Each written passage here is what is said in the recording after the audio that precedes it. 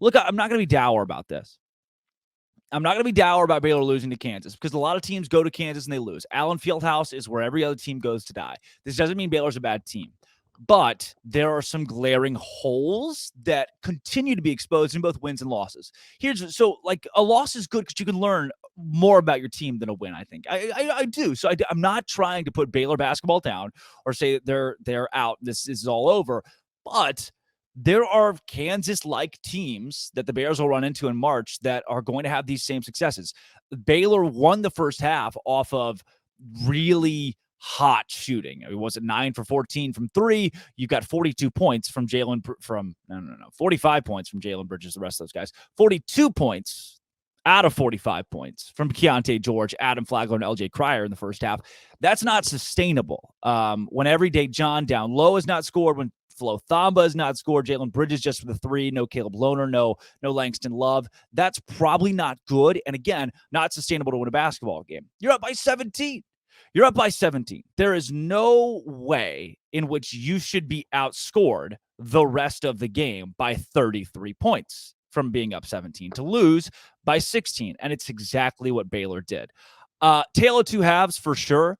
But again, we get to reemphasize that Baylor's just not that team down low. Like there's not this rebounding force, this rebounding presence that every ball that goes up, it's like, oh, I know Flo Thamba's going to get this one. I know Jonathan Chamochacho is going to get this one.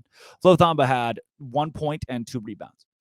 Again, your starting center. Like I keep saying this, and it was in jest at first a little bit, but now you are playing a guy who in his last 3 games has like 5 points, 6 points, maybe 10 rebounds. I don't even think it's 10 rebounds. And he's starting. That's not good. Probably not the key to going to a Sweet 16 or Final Four, at Elite 8, whatever. You're looking at a team that, here's what's dangerous. There are a lot of Big East teams that will bully Baylor. Baylor got bullied by Arkansas and won the game.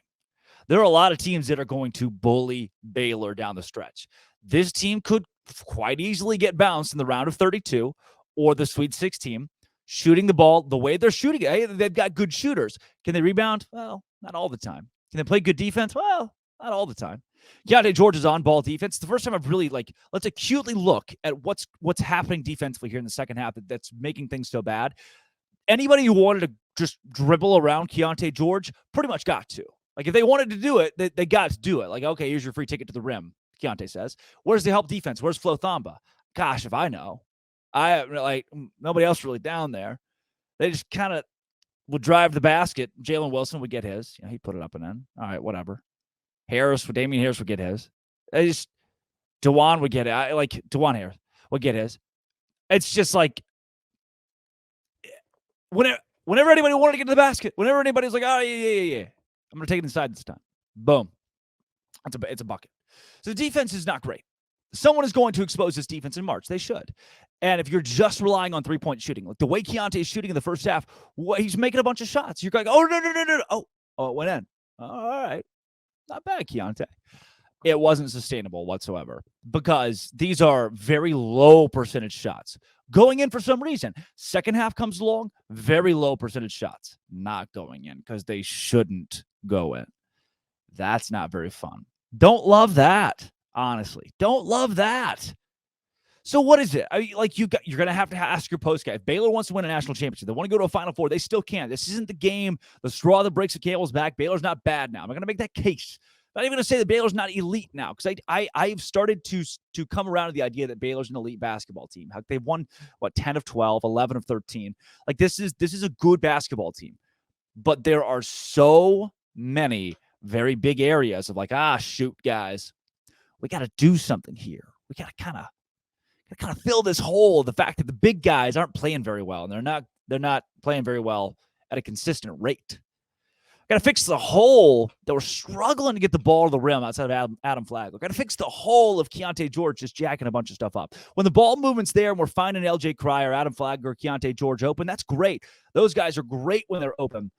And even Adam Flagler creating shots. Like he has established himself as the best player on this team. Adam Flagler's the best player on this team. But when the rebounding's not really there, when the big guys aren't really there, the scoring down low is not there, the defense as a whole is not really there. I thought the defense in the first half, the rotations were good. You were seeing better help defense. Kansas was missing some open shots. Baylor was making Kansas relatively uncomfortable. And the second half, there was no intensity. Like, what happens? What happens when you go into the locker room up 12, 13 against Kansas? What's that conversation? All right, guys, we're good. We got a good cushion. But within 4 minutes of the second half, it's like, oh, well, that was fun. It was really fun. And Baylor lost by 16. It's not good. Not good. Elite teams aren't doing a lot of that late February. They're not. Kansas lost to TCU at home. They got drubbed by TCU at home a while ago. Yeah, that's solid. That was a while ago. Kansas is looking sharp now. The Big 12's in the line, guys. Can you bring in some authority in the second half? No, that was the answer. They could not. Scott Drew spoke to the media about it. Scott, what do you think? Well, I thought as good as we were first half, as bad as we were second half, but a lot of that had to do with the intensity Kansas played. Normally we're a good rebounding team. Second half, they dominated us on the glass. They killed us in transition. We turned it over. We had a couple good looks, but we didn't get any offensive rebounds. I thought Bill did a good job with Justin coming out aggressive second half. And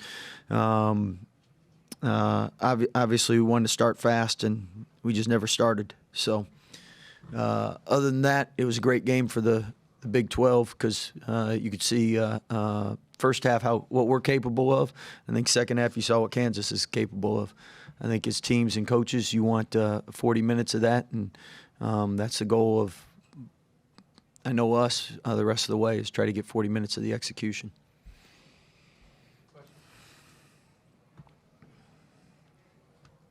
Scott, what do you feel like really went wrong defensively for that stretch in the second half? It started with transition buckets, and simply both of us were in similar defenses, and you're switching everything. You got to know scouting report. You got to know who has the ball. I thought first half we were good, held them to 32 points. They had a couple looks they missed, but we did a decent job identifying personnel and what they wanted to do. Second half, complete breakdown. Don't know. That's why you go to film. Film never lies. But gave up way too many wide open shots, and then just guarded personnel wrong.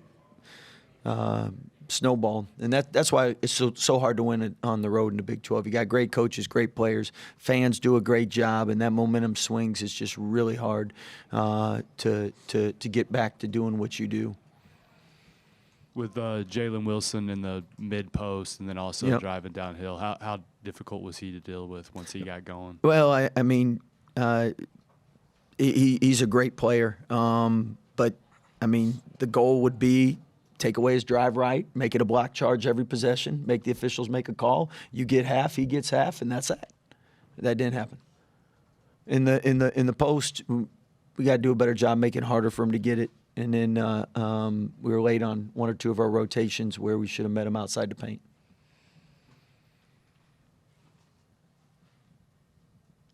Adam, going from a great first half, it looked like KU started trapping a lot more in the second half. What was kind of the struggle you all had overcoming those traps?